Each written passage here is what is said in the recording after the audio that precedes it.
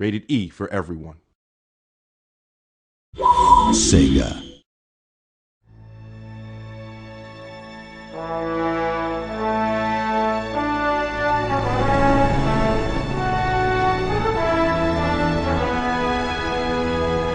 Do you think you have what it takes to compete in the world's first Pain Olympics? Show us your tolerance, hurt yourself, modify your body, destroy your cock and balls, mutilate yourself.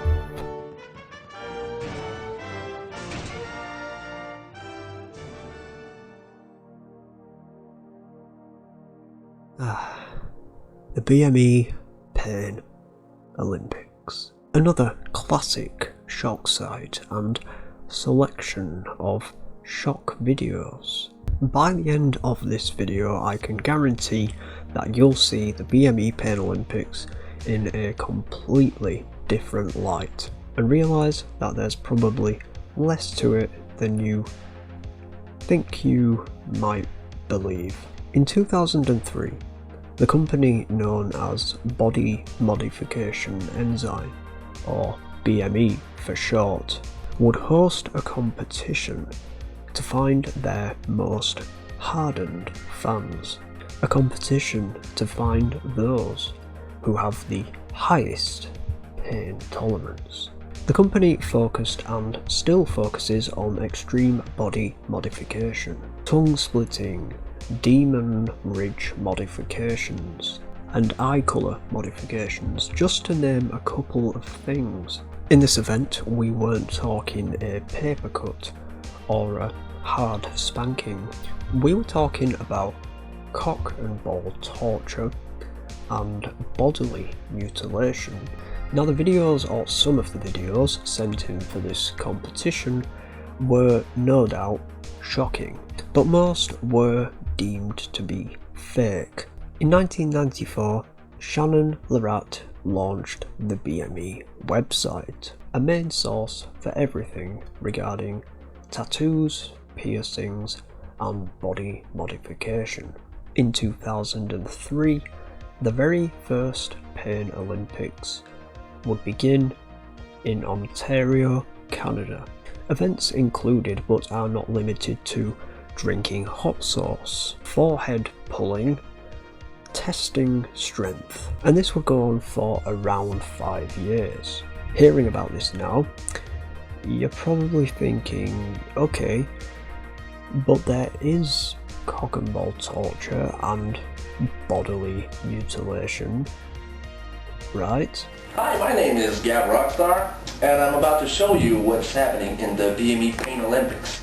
The BME Pain Olympics final round happened. Now this video was passed around to several shock sites and even made an appearance on the BME website itself.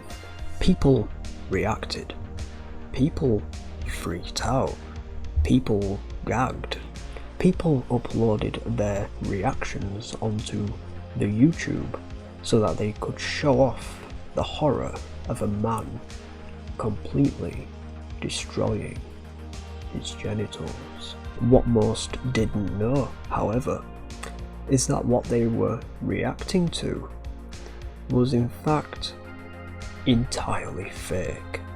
I mean, the clip was clearly well done by the creator or creators, but what was this clip? Well, to put it simply and bluntly, it was a good use of prosthetics and materials. So let's rewind and talk about the actual video and other videos, which could all just be fake as well. I'm not a penis expert, I'm sorry.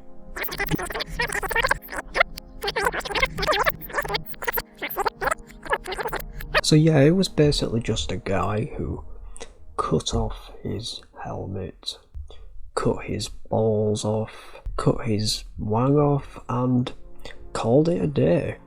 And this was all done using some very clever prosthetics. that's basically it. And there were basically 2 of these videos in the final round.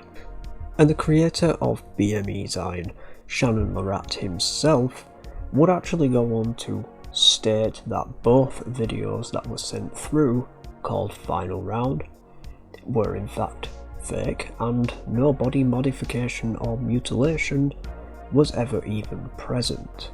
But what made people think this was real was the fact that when it was uploaded to various gore and shock sites, the disclaimer at the very end of the video was in fact taken off completely. And I do believe it also had no actual connection with the BME website and wasn't actually part of the competition. I think it was just something that Shannon Larat put out there just as a meme, I guess, a 2004 meme. Now, unfortunately, Shannon Larat died in 2014 after committing suicide. He was unfortunately only 40 years old at the time. So since then there's obviously been no more extra information, if you like, about this particular competition. Now the website BME Zine would actually stay online until June the 24th, 2022, run by Shannon Larat's wife, Rachel. This was the last time the BME website was up properly, as Rachel Larat would unfortunately pass away in her sleep with other reasons unknown. So at the moment, this website is basically just a memorial of Rachel Larat. Whether the BME site will ever return to its original page is unclear. So after doing a little bit of research and looking a little bit more into the videos included, I managed to come upon 3 different short compilations.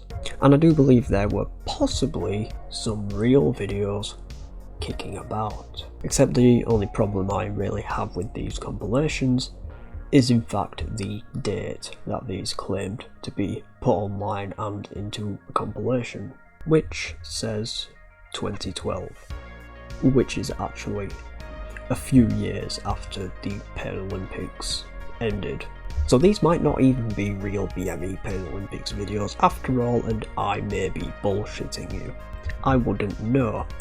I didn't feel like researching cock and ball mutilation for hours on end, so I'll just give you what I have. So I found Paralympics 2, 3 and Final Round, which is apparently the first one, and we already know about the fake Final Round. But what about 2 and 3?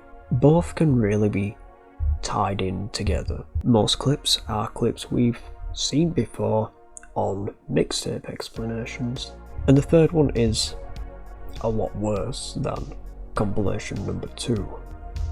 It does include a lot of cutting and chopping into penis and balls. Again, I'm not sure which are fake and if any at all are real, but they're all still good enough to make your own balls hurt. Insects, well, wasps stinging pee-pee holes and items being shoved into pee-pee holes make a very common appearance. Now, like I said, I'm not even sure these were BME related, like they claim to be. I mean, they've got the same text from the BME Final Round, but I'm unsure. It's not something that I wanted to research too thoroughly. So there you have it, I guess. That's the BME Paralympics debunked and summarised into one quite short video. Thank you guys so much for watching. Stay safe, and I'll see you in the next video. Bye.